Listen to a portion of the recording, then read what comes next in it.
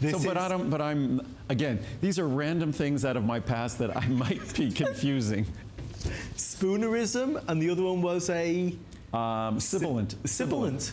You see, folks? No, it's sort of like when something's alliterative. So sibilance, I think, is when something is alliterative with S's, when there's a lot of S's in the sounds or words. So a snake is sibilant. A snake is sibilant. Because it hisses. It hisses? Yes. So, okay, we need to move on. I'm sorry. Expect more from our presentations, folks. I'm telling you, you never know what you're going to learn. So the shows are now becoming truly educational, I hope. Folks, we are thrilled that you're having a good time. Everybody's chuckling backstage as well. We are thrilled to be here. If you're just tuning in, I know the clock is about to strike 10 p.m. on the East Coast.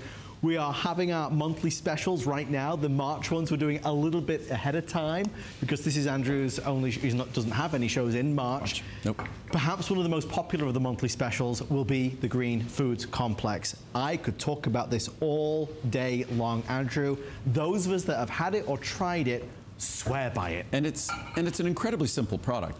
Like all of my products, their unique characteristic is just that there's nothing else in the product but the product. Typical dietary supplements, nutritional supplements have additives, binders, fillers, flowing agents. You'll always see on a label additional ingredients. If you look at this product, could you hand me a bottle, please? If you look at the back of the label here and it says other ingredients, it basically says capsule. So that's the only other ingredient is the capsule, whereas other products will have things like magnesium stearate or stearic acid or silica or maltodextrin or different forms of carbohydrate. But there's no additives at all. And because of that, you could have a small capsule, as you see here, a small green capsule, and it is green. And because the only thing in that capsule is the spirulina, the chlorella, the blue-green algae, the barley grass, and the wheatgrass. Right. Those are the 5 most popular green foods. And despite containing wheatgrass, this is, like all of my products, gluten-free.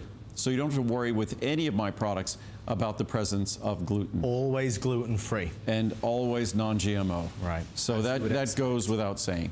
But just to show the kind of the power of the pigment, there's 500 milligrams.